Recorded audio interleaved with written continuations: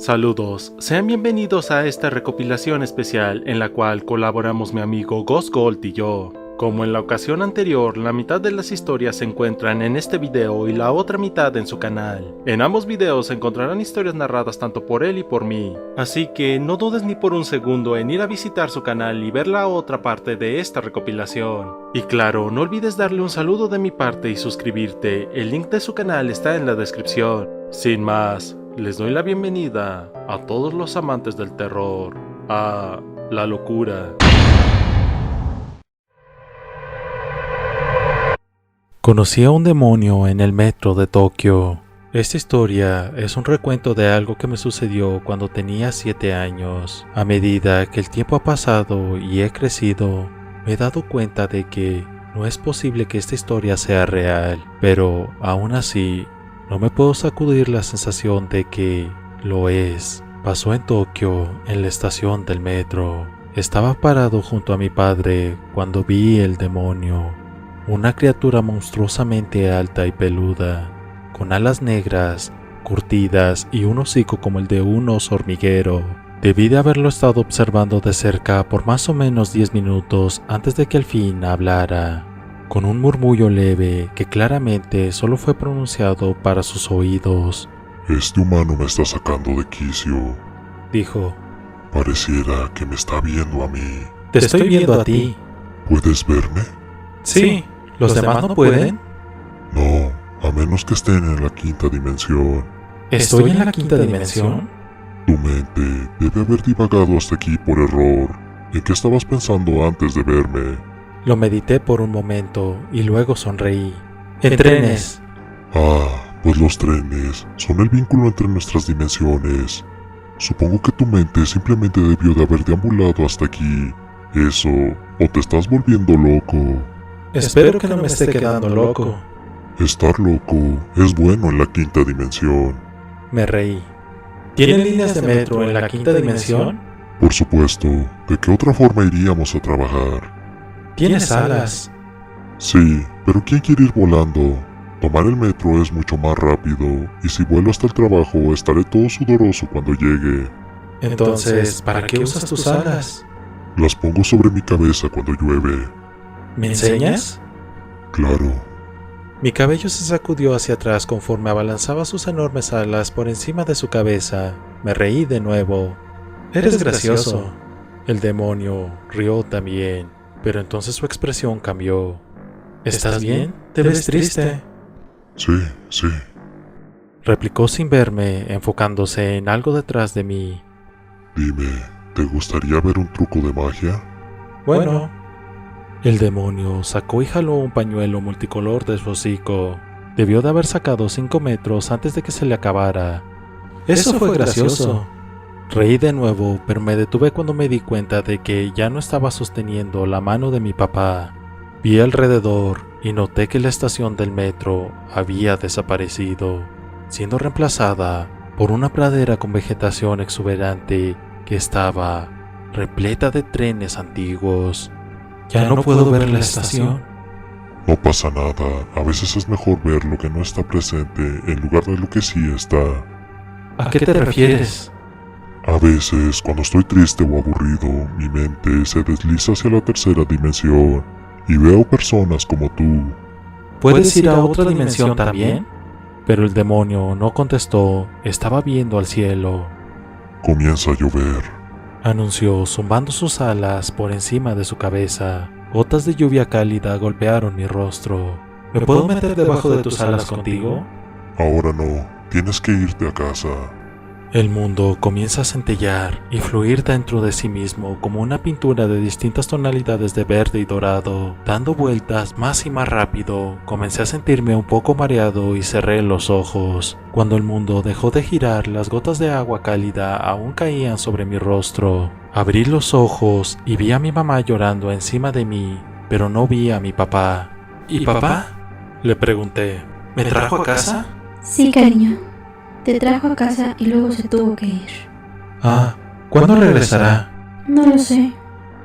Mi papá nunca regresó y pasaron años antes de que descubriera que ese día se había suicidado. Por la mañana le había dejado una carta a mi mamá explicando que pretendía llevarme con él y tirarse frente al tren conmigo. Mi mamá la encontró cuando llegó a casa del trabajo y llamó a la policía, pero fue demasiado tarde para detener a mi padre. Los testigos dicen que, justo antes de que brincara, yo me solté de su agarre y salí corriendo, desmayándome enseguida. Pero uno de los testigos, un niñito de mi edad, dijo que vio que algo me tomó de la mano y me alejó del tren en marcha. Dijo que fue una criatura monstruosamente alta y peluda, con alas negras curtidas y el hocico de un oso hormiguero.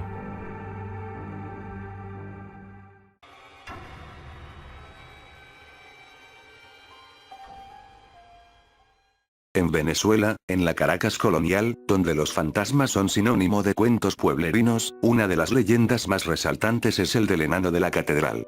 Según se cuenta en la Catedral de Caracas, al pasar la medianoche, aparece un espectro de aspecto simpático, un enano con un aspecto de amabilidad y una sonrisa exagerada.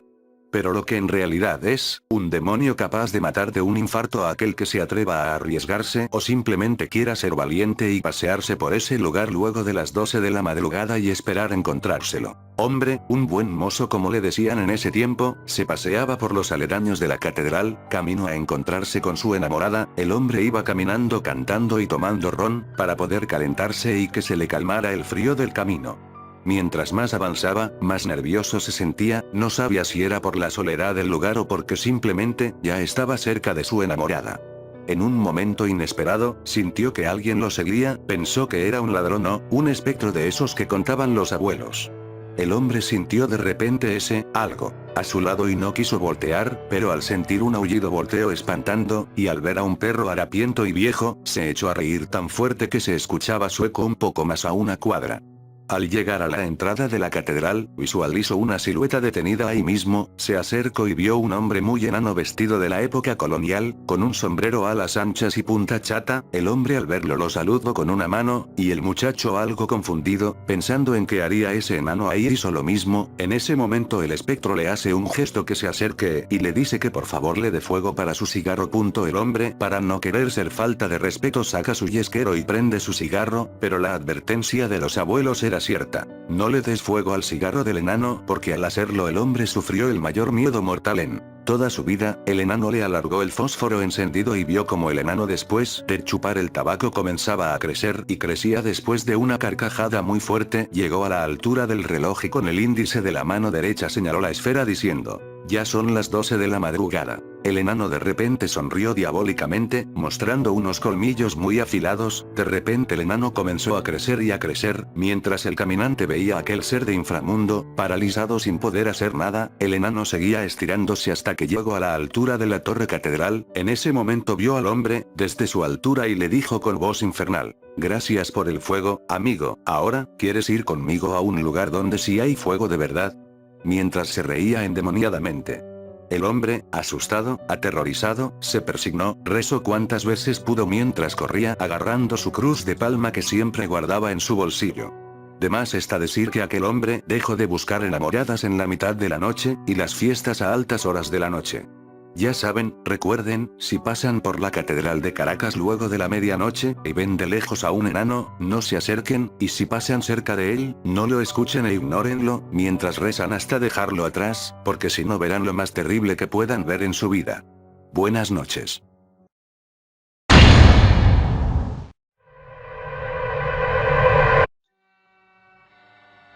Muy poca gente va a aceptar esta verdad de buena gana, pero resulta que muchos de los logros médicos más importantes que disfrutamos hoy en día tienen su piedra angular a varios de los abusos más aberrantes y oscuros de la historia humana. El doctor Joseph Mengele, arropado bajo el poderoso manto nazi, no fue sino la punta de lanza en Auschwitz, o la patrulla 731 en Japón, cuyos logros médicos aún se disfrutan hoy día. Fue famosa por mutilar, brutalizar y destruir incontables vidas de chinos, rusos e incluso occidentales que tuvieron la infinita desgracia de ser capturados por las tropas japonesas durante la Segunda Guerra Mundial. Si estamos hablando de verdades odiosas, también vale mencionar otras, y es que Pocas han visto tanto progreso en tan poco tiempo como durante las guerras, pues obligan a las naciones a superarse por las malas. Cuando Hitler fue derrotado, dos superpotencias se disputaron la supremacía del planeta Tierra. ¿Quieren saber algo? Esta historia es parte de esas atrocidades que se cometieron bajo el secretismo de sus gobiernos durante la década de los años 50. En un oscuro y profundo laboratorio de los Estados Unidos estaban estudiando la muerte humana en su sentido más llano, más simple y más puro. Sabían pues que los seres humanos mueren a diferentes edades y de distintas maneras, unos por enfermedades, otros por accidentes, otros por causas naturales. Querían saber pues cómo propiciar la muerte de una persona de la manera más indolora posible, es decir, durante sus sueños. La persona que muere en sueños se le considera muy afortunada.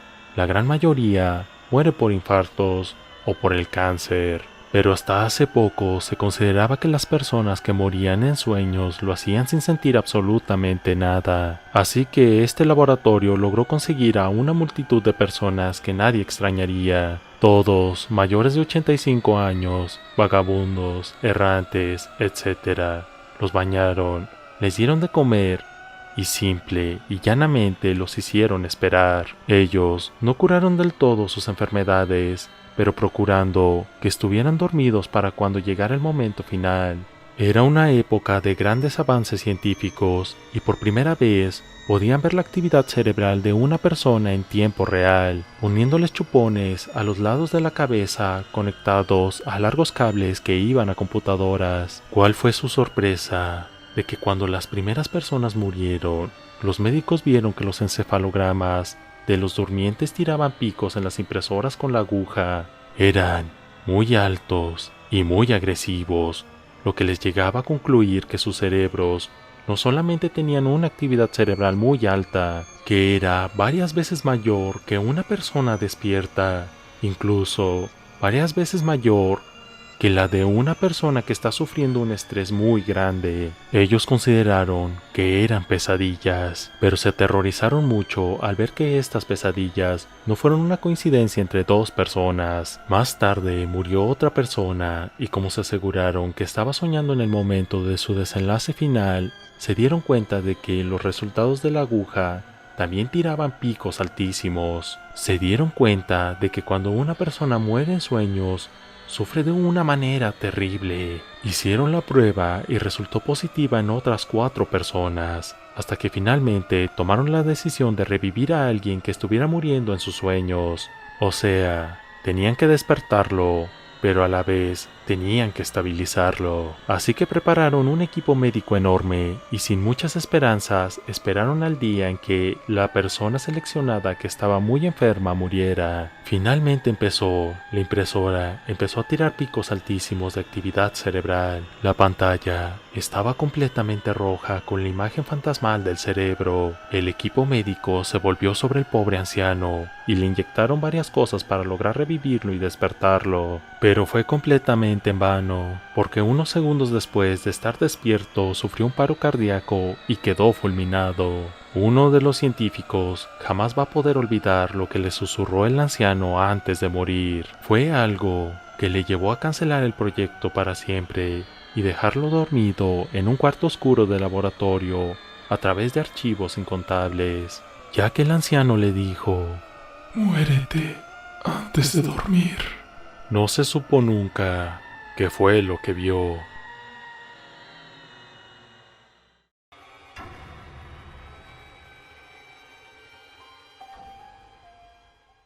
Crecí en un área donde las propiedades son tan grandes y las familias tan adineradas, que construyeron mansiones y muros encerrándose a sí mismas en sus paraísos privados, nunca interactuando con sus vecinos excepto por una rara coincidencia.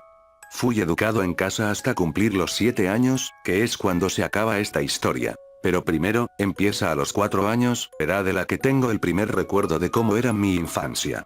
Cuando era niño pensaba que estar aislado en la propiedad de tu familia era lo que todos los niños hacían. Cada vez que mis padres salían, yo les pedía ir con ellos, pero ellos negaban con la cabeza, explicando que solo los adultos salían de casa. Aparte de esto nunca pedí juguetes o cosas, así que desarrollé lo que mis padres describían como una imaginación salvaje. Empecé a entablar relaciones con los muebles de casa, conversaba con ellos a todo horario y les puse nombres a todos y a cada uno de ellos. Mis padres parecían disfrutar mi imaginación más y más, incrementando dramáticamente la cantidad de muebles en la casa. Mi padre siempre se había considerado a sí mismo como un manitas, alguien con la habilidad de trabajar con las manos, y a menudo me comentaba acerca de su gusto de construir cosas y de cómo había creado algunas de sus piezas. Y así pasaron 3 años de profunda relación emocional que desarrollé con los muebles de mi casa. Arnold era el sofá del living que parecía moverse de arriba y abajo según me reclinaba encima de él para leer libros. Sofía era mi cama que se movía suavemente meciéndome de un lado a otro para que me durmiera, a veces podía incluso oírla tararear delicadamente. Cuando posaba mi cabeza en el escritorio de mi cuarto, Claudio podía escuchar las pulsaciones de mi corazón. Constantemente hablaba con María, una silla bastante pequeña que era muy receptiva conmigo, quien hacía sonidos y vibraciones extrañas de forma espontánea. Pero por encima de todo yo le tenía mucho cariño a Leonel, el sofá grande y también el más suave de toda la casa, el que parecía imitar mi respiración. Todos los muebles eran tan suaves, tan cálidos y vivos para mí. Es curioso lo rápido que pueden cambiar las cosas. Era un lunes, mi 7º cumpleaños y mis padres estaban en su taller construyendo un nuevo mueble como regalo. Una mujer se había perdido conduciendo a través de la acuidad y, aunque nuestros portones estaban bien cerrados, de alguna forma se las arregló para pasar. Llamó a la puerta y yo me sobresalté, ya que no había oído a nadie acercarse a la casa nunca antes. Cuando abrí la puerta su expresión se desfiguró de horror y espanto. Ella vomitó de repente, supongo que fue por el nauseabundo olor que desprende mi casa, aunque ya me había acostumbrado. Después me tomó en brazos y comenzó a correr, alejándome de aquel lugar. Mañana cumplo 27 y he estado intentando decidir si debería sentarme en la habitación donde mis padres van a ser ejecutados. Los titulares los habían etiquetado como monstruos.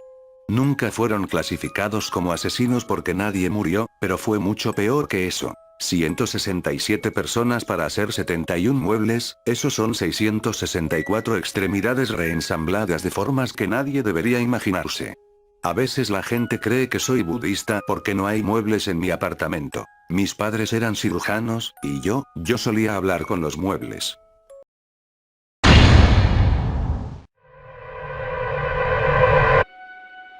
Hay muchos misterios en San Clemente, pero quizás uno de los más extraños es el caso de Adolfo. Adolfo Estrada es el tipo de hombre que no quisieras tener de vecino, o mejor dicho, es el tipo de persona que nadie desea tener en su ciudad. San Clemente, una ciudad extremadamente grande, es un sitio que no es muy rebuscado. Es casi imposible perderse, más que nada por su enorme calle principal, de nombre Clemente. Siendo completamente recta y bien iluminada, es fácil llegar a cualquier sitio de la ciudad. Por desgracia, Adolfo Estrada aprovechaba esto. Su casa, que más parecía una mansión, se encontraba a las afueras al norte, sobre una colina que coronaba el extremo de la ciudad. Dada su posición, el hombre tenía una perfecta vista de la ciudad, y en especial de la calle principal. De no ser por su extraño hábito, no habría ningún problema.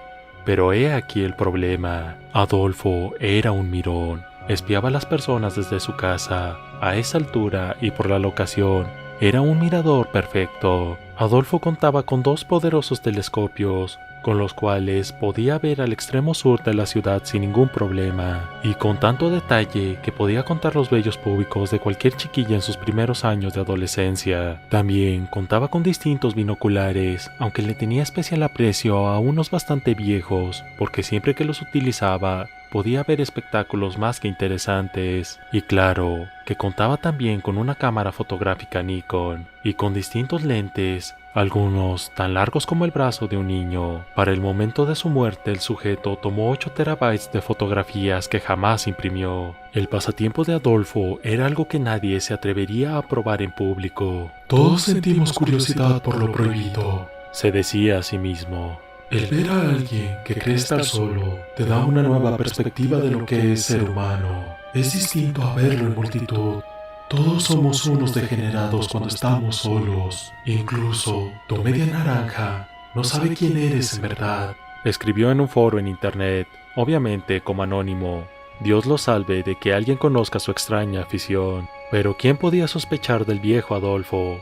Un solterón que vivía a las afueras de San Clemente. Apenas alguien lo conocía y ese desconocimiento hacia él era su ventaja, pero al final también fue su condena. Esa tarde de octubre el viejo no había tomado buenas fotografías ni tampoco visto algún espectáculo que valiera la pena. Muchos de sus modelos habituales habían colocado las cortinas o bajado sus ventanas o simplemente no se encontraban en un sitio apropiado. Adolfo se fue a su cama en extremo molesto. Esa semana los espectáculos se habían limitado a un par de adolescentes mirándose al espejo mientras fingían ser fisicoculturista o a chiquillas preadolescentes bailando de forma descoordinada en ropa interior. Sin percatarse, el viejo se quedó dormido y despertó exactamente a las 5:40 de la madrugada. Aún faltaba una hora para que los primeros rayos del sol aparecieran. Aún así, Adolfo decidió levantarse y buscar un espectáculo mañanero. Utilizó sus viejos binoculares para buscar a alguien que estuviera despierto a 2 kilómetros de ahí, pero nadie estaba despierto. Después, utilizó uno de sus telescopios.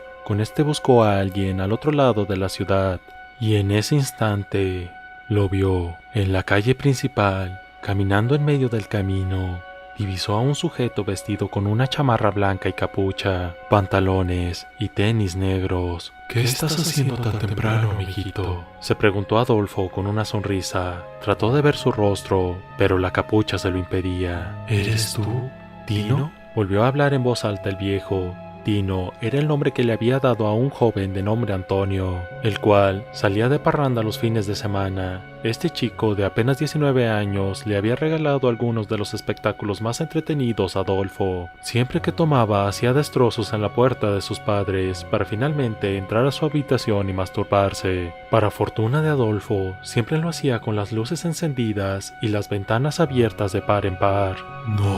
No eres Tino, dijo al notar lo bien que caminaba el sujeto. Se movía extremadamente lento. Su ritmo era tal que por momentos parecía no avanzar. Para la fortuna, o mejor dicho, para la desgracia de Adolfo, el sitio estaba bien iluminado. Incluso a 32 kilómetros de distancia, la imagen de ese sujeto era perfectamente clara, aunque por supuesto, el telescopio no era poca cosa. Repentinamente, el tipo que caminaba por las desiertas calles de San Clemente miró a Adolfo, o al menos eso pareció. A esa distancia por la oscuridad, sería imposible que alguien pudiera ver su casa. El rostro de ese hombre, o quizás mujer, era horrible, pálido casi en su totalidad, pero con la piel en extremo arrugada. Era como si hubiera sufrido serias quemaduras en su rostro.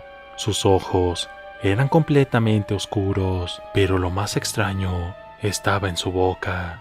Esta era enorme, casi el doble de lo normal. El tipo sonrió y después lo señaló con el dedo índice. Adolfo se sorprendió al punto que casi deja caer su telescopio. ¿Pero qué mierda? El tipo en la calle, a docenas de kilómetros de distancia de él, lo veía atentamente. Aún lo señalaba, y cuando ese sujeto sonrió, Adolfo no pudo soportarlo más. Se retiró de la ventana mientras un sudor frío recorría su columna vertebral. El viejo llevó ambas manos a sus ojos y sintió que desfallecía. En la sonrisa de ese tipo había visto algo inhumano, y sus dientes eran como largos colmillos, tan grandes que parecía imposible ocultarlos debajo de sus labios. Al mirar directamente esos dientes, Adolfo notó no solo el tono rojo sangre en sus fauces, había algo más en ellos. Peligro, dijo Adolfo. Esos dientes gritaban peligro. Era un alarido tan fuerte que incluso a 32 kilómetros era claramente audible. Adolfo regresó a su habitación, se sentó y pensó en lo que había visto. No pudo verme, dijo en voz alta como en una conversación. Es imposible que me haya visto. Estoy muy lejos. Y aunque supiera dónde estoy, no podría llegar conmigo.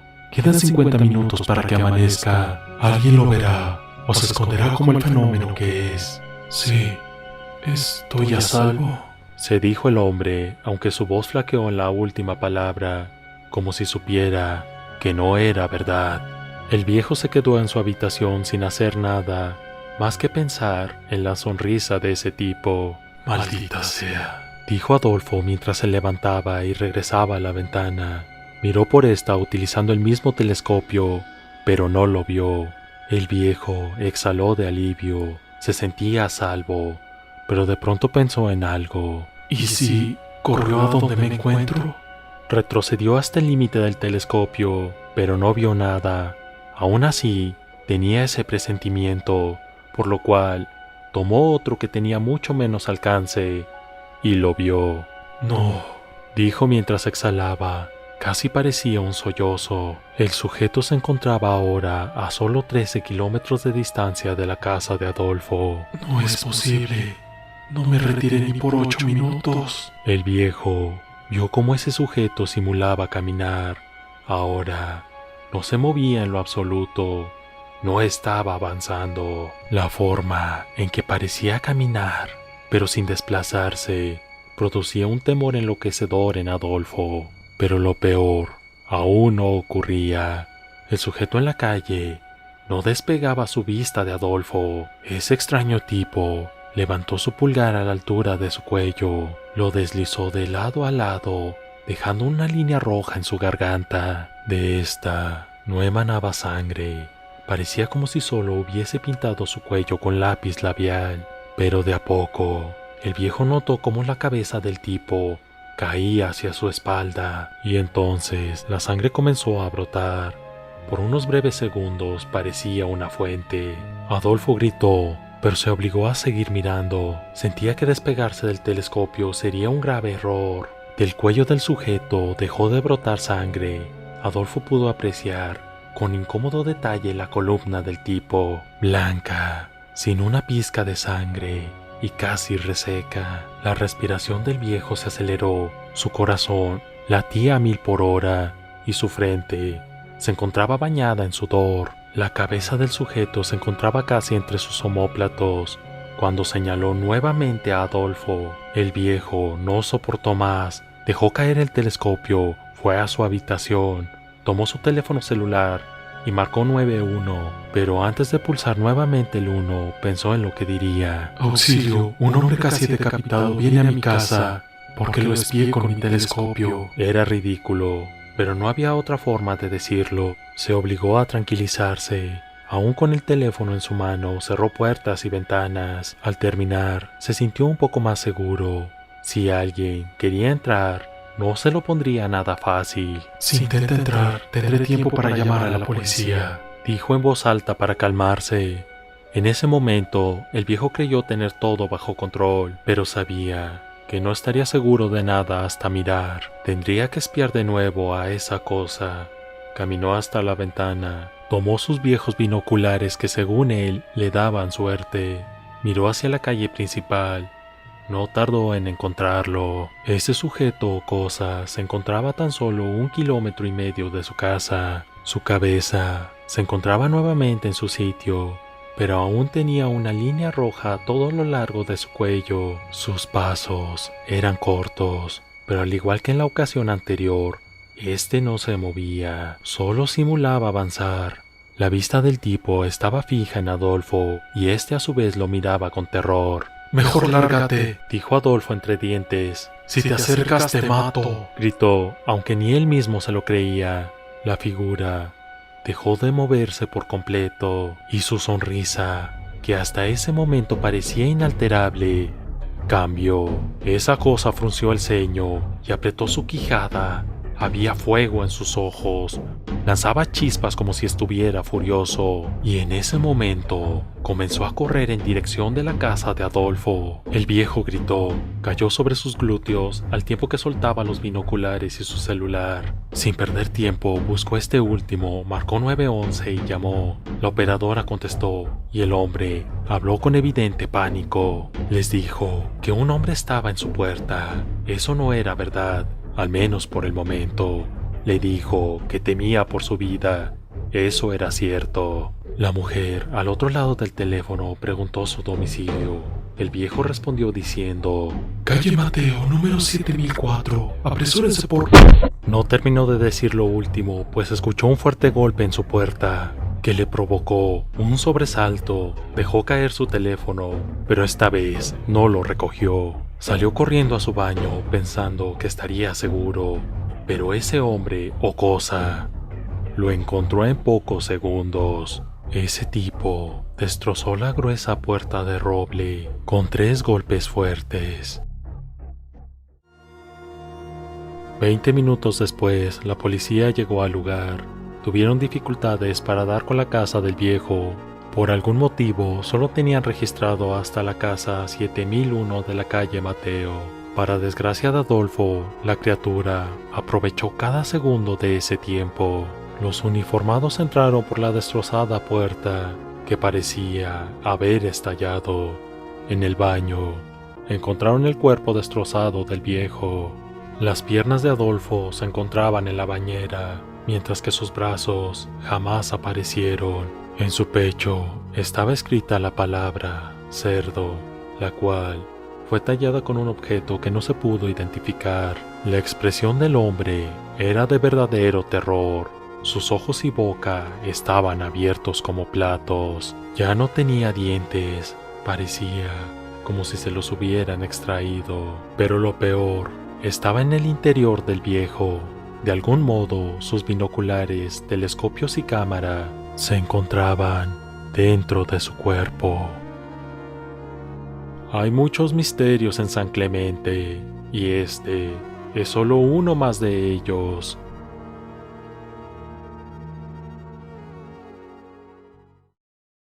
Y así concluimos con esta parte. Recuerda pasarte al canal de Ghost Gold para disfrutar otras 5 creepypastas que de seguro desearás conocer. También recuerda suscribirte a su canal y por último, pero no menos importante, agradezco a mi amigo Ghost Gold por su colaboración en esta gran recopilación. Muchas gracias amigo, espero podamos seguir realizando más recopilaciones como esta. Llegamos al final de este video. Recuerda suscribirte si aún no lo estás y activar la campanita de notificaciones para ser el primero en ver mis próximos videos. Sígueme también en mi página de Facebook para hacer crecer esta comunidad. El link está en la descripción. Sin más que decir, se despide Dark Shark. Hasta pronto.